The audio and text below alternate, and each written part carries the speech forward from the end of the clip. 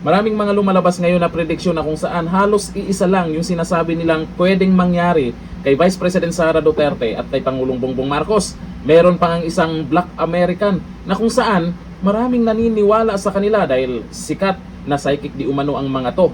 At hindi nagpapahuli si Madam Bertud. Ano kayong masasabi niya tungkol po dito kay VP Sara Duterte at sa susunod na magiging presidente? Ito, panoorin ang video. Sa coming of 2026, VP Sara Duterte as President, VP Sara Duterte 2026. Mangyayari yan dahil pwersahan na ang labanan. Makinig kayo. Nako, pwersahan na daw ang labanan. Ay malamang 2026 kasi all out na talaga yung mga naninira dyan kay VP Sara.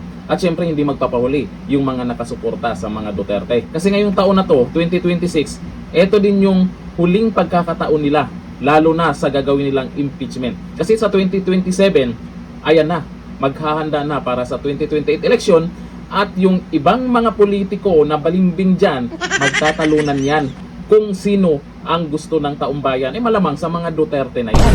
Pero napapansin ko, kabado na kaagad yung mga loyalista nga at mga pink ina, hindi naman sinasabing mangyayari talaga yan. Depende pa rin yan sa gagawin o sa magiging desisyon ng ating Pangulo at ng ating Vice President Sara Duterte. Hindi naman mangyayari yan kung ayaw naman ni VP Sara Duterte na magiging presidente.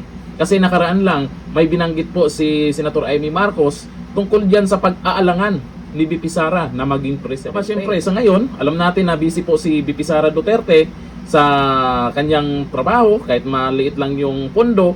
Tapos inaasikaso pa niya yung kay Tatay Digong sa ICC, kaya wala pa siyang panahon na pag-isipan yung tungkol dyan. Yun nga lang, ang taong bayan na ang may gusto na siya ang gagawing Pangulo.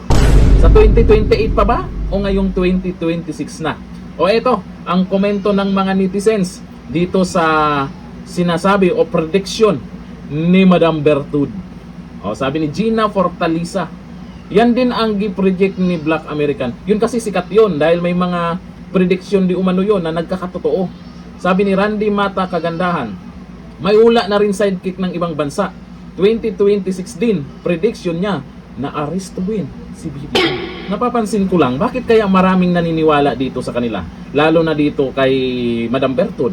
Lalo na dun sa sinasabing Black American. Na kung saan ay naniniwala silang mangyayari talaga yung sinasabi nila. Siguro ay dumami yung naniniwala sa kanila dahil maraming nagkakatotoo. Pero ito lang sa mga anti-Duterte ha. Baka nagtataka kayo hanggang ngayon, milyon-milyon pa rin ang sumusuporta sa mga Duterte, lalo na kay dating Pangulong Duterte. O ito, may isang nag-comment po na kung saan iniisa-isa niya ang nagawa ni Tatay Digong, kung saan isang dahilan ito. Kaya gusto ng karamihan, isang Duterte na naman ang ilagay sa Malacanang. O ito po, sabi ni Henry Arado Lamparas Jr. Napakahabang komento niya na kung saan iniisa-isa niya ang nagawa ni dating Pangulong Duterte na hindi makakalimutan ng taong bayan. Bakit milyon-milyong Pilipino ang sumusuporta sa dating Pangulong Rodrigo Roa Duterte? Milyon-milyong Pilipino ang sumusuporta sa dating Pangulong Rodrigo Roa Duterte dahil sa kanyang pamahalaang nakatuon sa resulta at sa pagbibigay diin sa konkretong pagbabago sa pang-araw-araw na buhay. Personal niyang ibinigay ang kanyang bahay sa Davao City upang magamit bilang isang ganap na subsidized na ospital para sa mga batang may kanser, na nagpapakita ng kanyang aktibong malasakit sa pagtulong sa mga pinakang mga nangangailangan. Binigyang prioridad niya ang infrastruktura, panlipunang kapakanan, kalusugan, edukasyon, rehabilitasyon sa panahon ng sakuna, at espesyenteng serbisyo ng pamahalaan. Naramdaman ng mga masunurin sa batas na mamamayan ang kaligtasan at proteksyon. Siyempre, yung hindi sumusunod sa batas, malamang isa sila sa nag-iiyakan. Sa ilalim ng kanyang administrasyon, dahil sa matibay na pagtutok niya sa batas at kaayusan, ang kanyang estilo ng pamumuno ay nakatuon sa pagpapatupad kaysa publisidad, na iniwang walang personal na tatak ang mga proyekto. Yan talaga ang gawain ng mga Duterte. At umaasa sa mga ahensya ng pamahalaan para sa pagsasakatuparan kahit na tumaas ang pambansang utang upang pondohan ang mga programa at ang mga agarang tugon sa pandemya. Partida, may pandemya pang dumaan ha. Ang kanyang administrasyon ay nakapaghatid ng mga nakikita, practical, hindi puro pangako lang, hindi puro yaw-yaw lang tapos wala naman ha. Practical na benepisyo na direktang nakaapekto sa milyon-milyong mamamayan. Sa panahon ng panunungkulan ni Duterte, ang utang ng pambansang pamalaan ay tumaas ng humigit kumulang 6.84 trilyon na pangunahing dahilan sa malalaking pamuhunan sa infrastruktura, pinalawak na serbisyong panlipunan, pang-emergency na gastusin sa panahon ng pandemya. Ito ang mahalagang tagumpay at programa. Panlimpunang proteksyon at kapakanan. Ito, iniisa-isa niya. 1,000 karagdagang buwan ng pensyon para sa mga pensioner ng SSS. 300% na pagtaas ng pensyon para sa mga veterano ng digmaan. Pagtaas ng benepisyo sa pensyon ng GSIS. Libreng late registration ng birth certificate. Pinalawak na budget ng tulong sa OFW na umabot sa 1 billion. Pamamahagi ng mga titulo ng lupa sa libu-libong benepisyaryo ng DAR sa buong bansa. Ito naman tungkol sa kalusugan at serbisyong panlipunan. Universidad Healthcare Act RA 11223. Garantisadong basic hospitalization coverage para sa lahat ng Pilipino. Anti-hospital deposit law. Ipinagbawal ang paghingi ng deposito ng mga ospital sa emergency na kaso.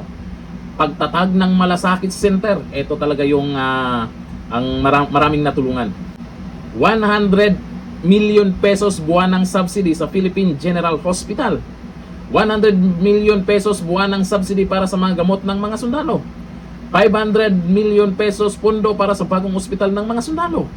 2 billion pesos alokasyon para sa mga programa sa rehabilitasyon ng mga gumagamit ng... Tingnan nyo, marami kayong... Alam nyo, sa totoo lang, ito yung hindi alam ng mga anti-Duterte. Ayaw nilang pakinggan to. O eto naman sa education. Libreng matrikula sa mga state universities at colleges.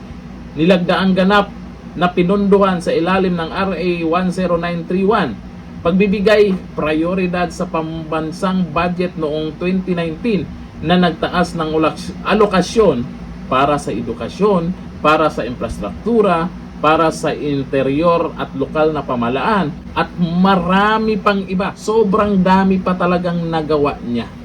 Kaya hindi po natin masisi ang mga tao na Duterte pa rin sila.